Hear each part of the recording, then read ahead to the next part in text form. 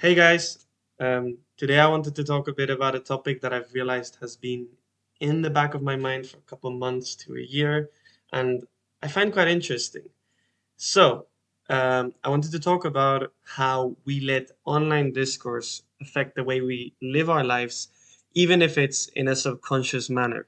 I want to make an important distinction between what I consider to be online discourse and what I consider to be useful advice that you can find on YouTube and other platforms. I'll start just with useful advice. Things such as learning new skills, how to manage your finances, how to live your life in a more fulfilling way. All of that I consider to be very useful, and I don't want it associated it with what I'm going to talk about today and online discourse, which is a completely different thing. When I refer to online discourse, I'm talking about trends such as a very clear one is the manosphere and how you should be acting in a certain way to be a man, which is very silly. How, for example, you should be living your life. I see a lot of lifestyle YouTubers, or not YouTubers, but influencers, sorry, that live lifestyles that are not really possible for the average person. They put it as if it's the way you should be living, um, things like that that don't really represent what real life is like. That's the difference. To give some examples of some advice or online discourse that there's out there, one that I pretty much disagree with is the idea that you need to be waking up at 5 a.m. to be a successful person. Like, in my honest opinion, whether you wake up at 5 a.m. or later in the day, you're still going to be awake the same number of hours. And if you use your hours efficiently, you'll be able to get as much done whether you wake at 5 a.m. or at 9 a.m. It's really the same thing as long as you know how to use your time effectively. But it's so inbuilt, I think, into the online space that we think that things such as this are just needed to be successful in life, and I very much disagree with.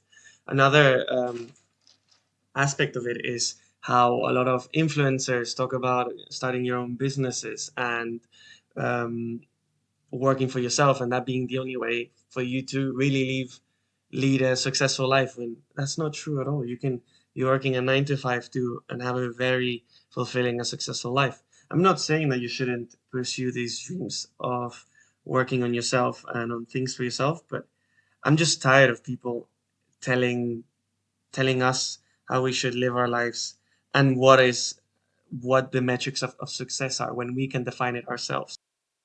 So you might be asking yourself, why now? What has changed inside of me to make me want to talk about this? And it's a couple of factors that I didn't really notice till recently that um, were happening and like that they were affecting the way I live. So again, that's why I mentioned subconsciously at the beginning of the video, because I don't think it's just, you watch a video and you say, I'm gonna do what this person does. I think in the like just looking at this content, like it gets stuck in the back of our mind and it affects the way we just live. So some of these factors are the fact that I was feeling like nothing I could do could affect like my fate or my success in life.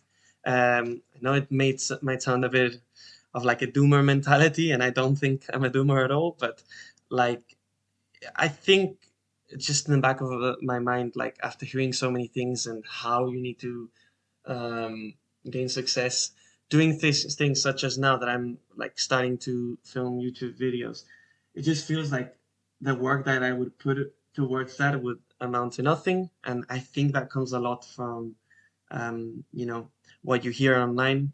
Another one is that I wasn't actually focusing on what I wanted to focus on in my life. So these are things such as, well, starting this YouTube channel, which I have wanted to start for a while, and it's been kind of calling me, but I just felt like I wasn't good enough to do it, and I'm just saying no, I'm gonna do it. Other things such as like actually taking my career head on, like I was definitely focusing on my career and getting to the place I wanted to get, but it just felt like it wasn't the end goal because of what people say is really a successful life, if that makes sense, given what I said before. And it also led to me not enjoying my hobbies. And I'm a big proponent that having hobbies, regardless what it is, whether it's watching movies, especially if you're very big into movies, like I am, seeing indie movies, bigger movies, smaller movies, also playing games, which I'm very big into, and definitely a big part of my life. Hobbies like that, just I couldn't get the enjoyment out of it because it felt like I wasn't working on something that is productive. But I could justify reading, for example, which is something I like doing, because it technically teaches me more about life, even though movies and games can also teach you more about life. But yeah, it just feels like hobbies. I couldn't really enjoy my hobbies because I didn't feel like I was working towards that end goal, that success criteria that has been set by other people. And I don't know, it might sound silly, but it's just how it affected me personally. And the final reason is that, and I'd like to see what you guys think in the comments, is that I think it's also affecting society at large, even if it is subconsciously. I have a feeling that people are looking more and more for quick wins instead of delayed gratification and working on longer term not career goals, but longer term goals, such as becoming an expert in a field that you enjoy, which is not great. And also, I think it's also leading to people feeling more isolated due to maybe that doomer mentality I was mentioning of nothing that you do really amounting to anything of real success, which I completely disagree with. From this realization, I've decided to take some actions in my own life to kind of move away from this online discourse and letting it affect me subconsciously, and just enjoy life more and live my life the way I want to live it. So I'll go through them now. For example, one of them is to follow my path instead of listening to others. And by that I mean trusting my gut a bit more. So I'm not saying that you can't listen to what other people say, especially given that I am talking to you guys through this video.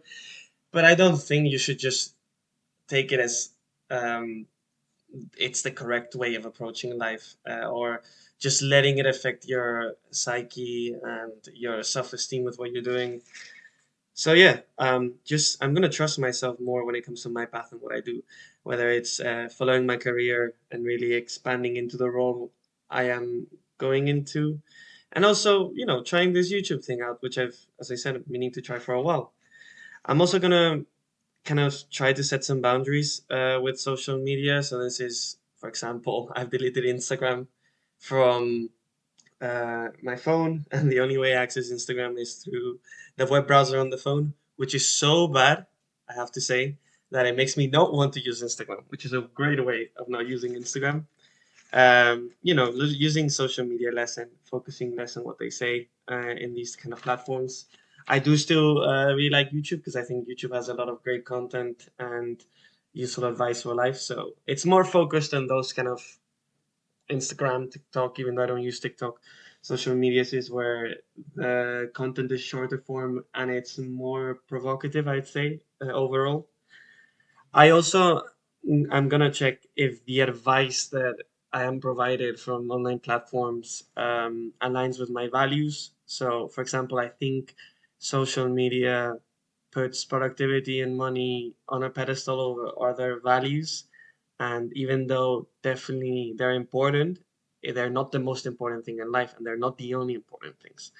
So, I'm going to focus on other things as well. I think one thing that's missing a lot on social media is cultural enrichment, whether it's through movies, reading book, traveling, all these things that just make you understand life better, different viewpoints, different ways of thinking. I think that's not mentioned as much, and I think it's very important. I've definitely gained a lot from, for example, traveling, but as well from watching a lot of movies, especially movies that are not the big blockbuster movies you would think about. So I think that's definitely important, and it brings me a lot of happiness. And also, there's not a lot of focus on social media on actually being happy. There's focus on you're gonna achieve this success and then you're gonna be happy. But from my experience, from my gradual wins through life and getting more successful, I don't think that brings long-lasting happiness. It just brings fleeting happiness that goes away in a couple of days or months. I'll give you an example. Like a promotion can be very nice and it definitely feels good in the moment, but that feeling fades away quite fast. It's not like other forms of happiness that really stay with you for longer.